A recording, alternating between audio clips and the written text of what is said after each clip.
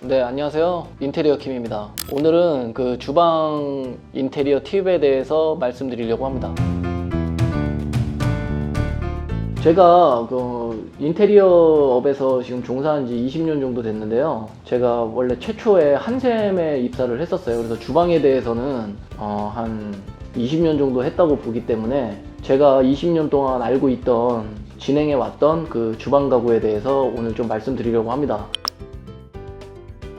주방 가구는 여러 가지 브랜드가 있어요. 이제 비메이커 브랜드도 있고, 뭐 한샘이나 뭐 리바트, 그리고 요즘에 이제 좀 뜨고 있는 브랜드들도 있고, 이제 물론 비메이커에서 이제 메이커로 이제 발돋움하는 업체들이 있습니다. 근데 이제 주방 가구는 여러 업체가 있고 여러 디자인이 있는데 가장 중요한 것들 몇 가지가 있어요. 그래서 그런 부분에 대해서 조금 말씀드리려고 합니다. 일단 주방 가구는 굉장히 어려운 부분이에요. 왜냐하면 주방에는 전기, 그리고 목공, 그리고 그 설비까지 모든 인테리어의 그 총 집합체예요. 그래서 이거는 개인이 그 셀프로 할 수는 없고요. 이제 업체에 맡겨야 되는데, 그 업체에도 보통 디자이너들이 여럿이 있는데 그 모든 디자이너들이 저처럼 경력이 된 디자이너들이라고 볼 수는 없어요. 이제 배운 지 뭐 몇 개월 안 된 친구들도 있을 거고요. 또 몇 년에서 또 저처럼 십수년 한 그런 디자이너들도 있을 거예요. 근데 꼭 오래 한다고 잘하는 거는 아니지만 주방 가구에 대해서 그래도 조예가 좀 있고 경험이 많은 사람한테 맡기는 게 가장 좋은 첫 번째 그 팁이라고 생각합니다. 그러면 어떤 디자이너를 선택해야 좋은 인테리어를 할 수 있느냐? 첫 번째로는 일단은 경력을 그래도 무시할 수는 없습니다. 그래서 웬만하면 우리가 업체나 우리가 쇼룸에 가서 구경을 하고 주방 가구를 고르시는 과정에서 무작위로 이제 랜덤으로 이제 직원이 아마 응대를 할 거예요. 근데 이 사람이 초보인지 아닌지, 아니면 경력이 됐는지 안 됐는지는 좀 알 수는 없잖아요. 그래도 이제 명함을 받아보고 좀 정중하게 조금 이제 뭐 팀장급이나 이제 뭐 대표님급으로 조금 부탁을 드린다, 이렇게 하면 아마 친절하게 아마 응대를 해드릴 겁니다. 그래서 그런 방법으로 좀 선택하시는 방법도 있고요.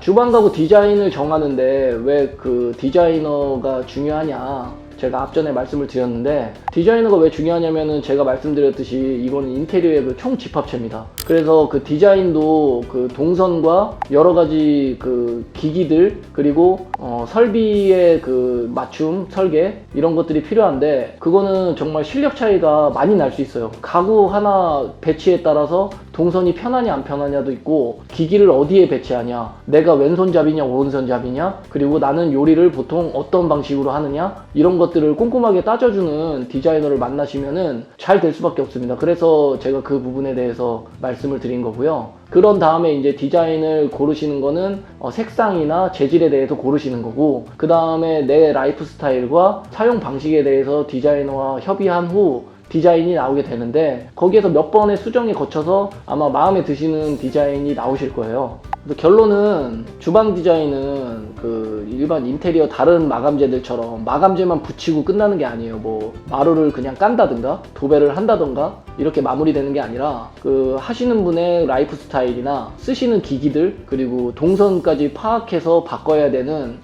아주 인테리어의 종합체라고 볼 수 있어요. 그래서 마감재만 바꾸는 단순 작업이 아니기 때문에 좀 더 좀 신중하게 상의를 하고 그 상담을 통해서 좋은 주방 인테리어를 하시면 좋을 것 같아요.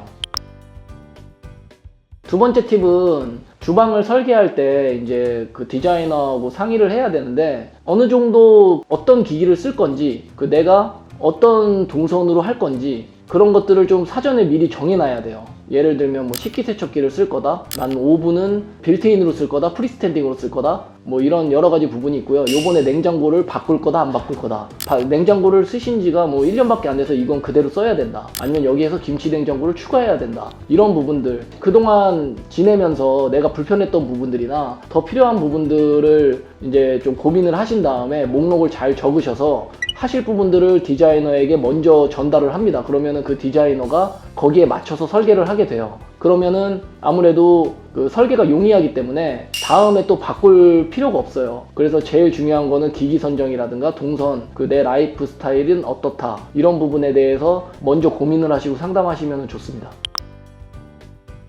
그리고 싱크대 디자인에서, 제가 싱크대 쪽에 정말 많은 디자인이 있고 여러 가지 요소가 있어요. 오늘 이 자리에서 다 말씀드리기에도 너무 광범위합니다. 이건 설계가 어떻게 달라지느냐에 따라서 집이 완전 바뀔 수도 있고 주방 인테리어가 완전 바뀔 수 있기 때문에 여러 가지 방식이 있는데, 그 중에서 제가 또 오늘 한 가지를 말씀드리자면은, 주방은 보통 크게 세 가지로 나눠져 있어요. 목대와 그 상판, 그리고 타일 붙는 벽 부분, 이렇게 세 가지로 나눠져 있는데, 이 세 가지의 색상을 어떻게 조합하면 좋으냐, 이 부분에 대해서 한번 말씀드리려고 합니다. 그래서 주방 가구는 보통 우리가 요즘에는 크림색이나 베이지 톤으로 많이 하는데, 주방이 위아래가 베이지나 화이트 톤이면 포인트 한 군데는 있어야 돼요. 그래서 우리가 상판에 포인트를 줄 거냐, 아니면 벽에 타일 부분에 포인트를 줄 거냐인데, 보통 이게 우리가 인테리어 할 때 세 가지 색상이 넘어가면 복잡하게 돼요. 그래서 보통 전 두 가지 색상을 추천을 드립니다, 주방 쪽에서. 그래서 보통 화이트가 색상 한 가지가 들어갔으니까 상판이나 벽을 한 톤으로 맞추면은 이제 투톤이 되잖아요. 그랬을 때 가장 안정적인 그 색상 배합이 됩니다. 그래서 제가 추천드리는 거는, 요즘 가장 무난한 거는 무광 화이트가 가장 무난하기 때문에 위아래 벽장과 밑장은 무광 화이트로 하시고, 그리고 상판 쪽에다가 조금 포인트를 주시되, 너무 이제 짙은 뭐 밤색이나 블랙으로 가기보다는 약간 베이지 톤이나 좀 짙은 베이지 톤으로 가시면 좋고요. 그리고 뒤에 벽면도 상판하고 색상을 비슷한 톤으로 맞추시면 좋아요.